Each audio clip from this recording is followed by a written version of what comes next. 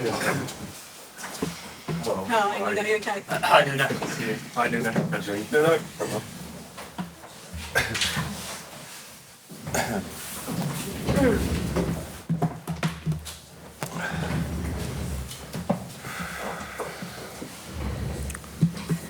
Okay, we'll start with Mark when you're ready. Hello. Afternoon, Nuno. Afternoon.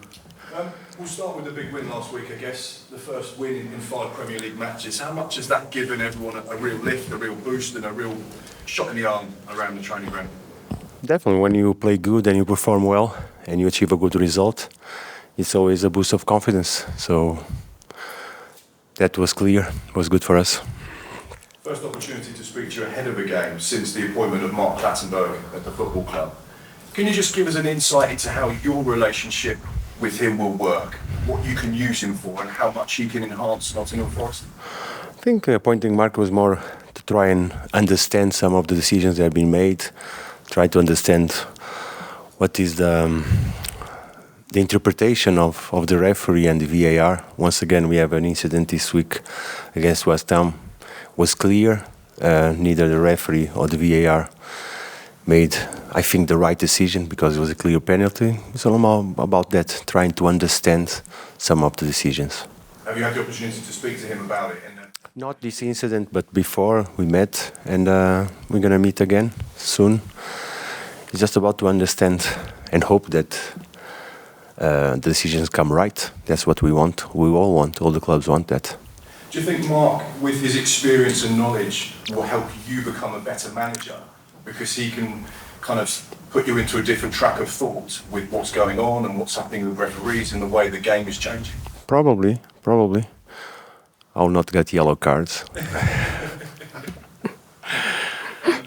Obviously, let's look at the team news, the injury news. I know you've got players that have come back from the AFCON final, and there are a couple of concerns. Can you just give us a detailed update on the players that are available, the players that you're struggling with? Yeah, so we had some problems. The 3 players that return are not available. All of them came with injuries.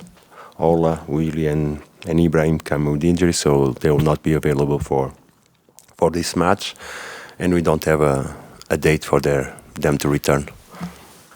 Up next, Aston Villa in the Premier League.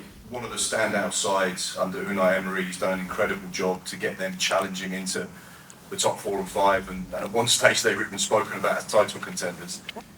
They've only won 3 of their last 8 games, so they've had a little bit of a dip from that exceptional form. What do you put that down to, and how big a challenge will this be for you? We are aware that all the teams have up and downs, so that's normal. It happened to us, it happened to everybody. But we're going to face a good team tomorrow. Tough opponent, good players, fantastic work of Unai. So we expect a tough match. They've scored 31 goals at home in the Premier League and scored in 26 games on the spin. How do you go to a place like Villa Park and stop them from scoring where they're so dominant? We have to play, we have to defend well and play our football. Try to impose our ideas, always based on organization, discipline, commitment, and then talent and freedom of our players to play. Is your mindset about stopping them scoring or going there to score more than them? To play the game, knowing that it's going to be tough, but we have to enjoy and play the game. There's no other way. And just finally for me, 2 things that have caught the national media this week. 92-year-old Vera, who's at the game, and young Felix, who sadly has stage 4 terminal cancer. This football club means so much to this city, to this community. How proud of you are you of the club, the way they engage with the fans, seeing Vera come to the game, the clip that goes viral, and one of your players meeting young Felix? I'm proud of being part of Forest. This is what I'm more proud of. Every day I get this insight that Forest fans are really special, and it's fantastic to be a part of it. Thank you. Thank you. Ivan. Hello, hi. Hello. Just back to the question that was raised about that balance that you have to strike between counteracting Aston Villa's attributes but imposing your own game on them. It's a very difficult balance. How do you plan to achieve that? like I said, to play the game. We will try to do our things.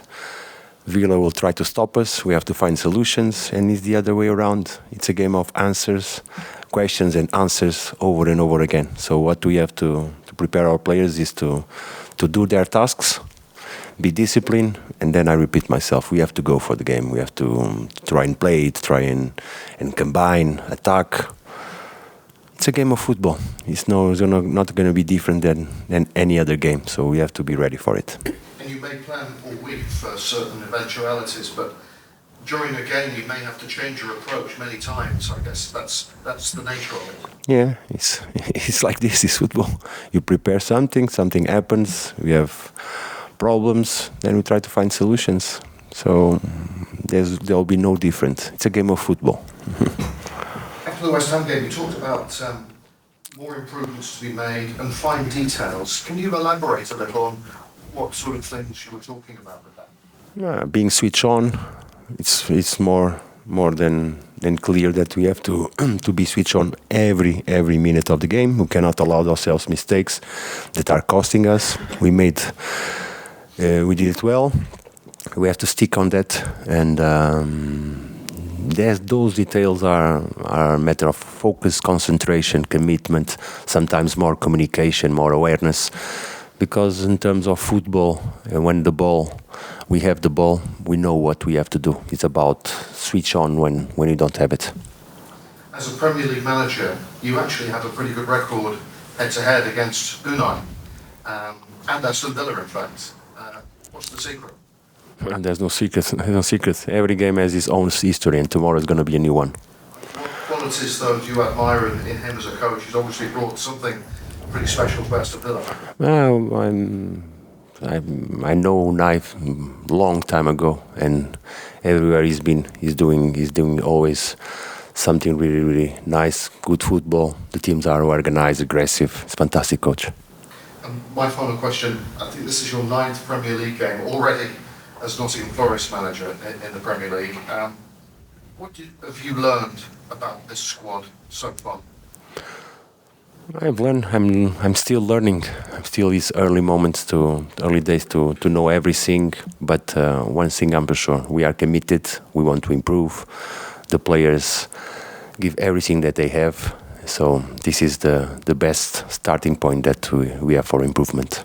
Wish you luck this weekend. Thank you, sir. Thank you so much. Thanks, Ivan. Colin, please. Just a couple from me. I wonder, one win is fantastic, boosts everyone's confidence. How important, how big is it to try and follow that up, back that up with another victory? How much difference does that make? Make a big difference, of course. Every time we achieve a good performance and a good result, we want to repeat it. But we know how hard it is to get back-to-back wins. But this is what we want. This is what we prepare for, and this is what we're going to fight for tomorrow. It feels like every season a club comes out and the clubs further down the league can look up and go, well, hang on, why can't we be that team? Why can't we be that club? Or Aston Villa that team this season that a lot of the clubs in the league are looking at and going, that's a symbol of what we can be. That's something we can achieve. It happens every season, but things take time. Of course, we are ambitious to try and improve, but things take time. The expectations must be real. Villa with Unai started some while ago. They had the chance to improve, to keep on working together. Knowledge, mutual knowledge is the more important thing, and this is what we are trying to do here at Forest. Know each other better, improve our football, grow as a club. And just finally from me, I want to go back to the appointment of Mark Clattenburg. I wonder, have you had a chance yet to think about how you might use the things he tells you to change anything on the field of play, or is it too early to think about how that? Yeah, it's too early. Mark just arrived 1 week ago, so I'm more focused on my job, and my job is to prepare the players and the team. Thank you. Thanks, Colin. Jonathan. You got some? Hello. I don't know.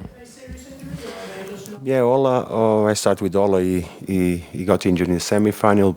He played the final with already injured. He tried. Willie didn't play the final. Got a problem. And Ibrahim the same. He's struggling since he was there in the AFCON. So 3 of them are not available. Unfortunately for us, it's bad. Thank you, Jonathan. Any more? Jordan? No. Go. Okay. Hello. Firstly, how pleased have you been with Callum Hudson and performances recently? How pleased are you with him? I think he's doing well. He's improving. I think he has his chance to play, and the improvement is clear. It's there. Still a lot of things that he needs to do better, but we're really happy with him. And in terms of Awani and Hudson Odoi, how much do you think them two can specifically develop under you? We try every player. That's our main obsession, to improve individually all the players. If we are able to do that, that will be fantastic. Saying that since we arrived, players have improvement individually, that will reflect on the team. So not only those that you mentioned, all the players are a focus for us. We are determined to improve them individually, all that we can, technically, tactical, physically, mentally. This is how we work. In terms of Villa, they like playing their fullbacks up high. Is that an area that you're looking at, kind of exposing those wide areas in the game? First, we have to defend them when they go high. That's it. That's all from me. Thank you, sir. Thanks, Jordan. Cameras off, please. Written section embargo till 10:30.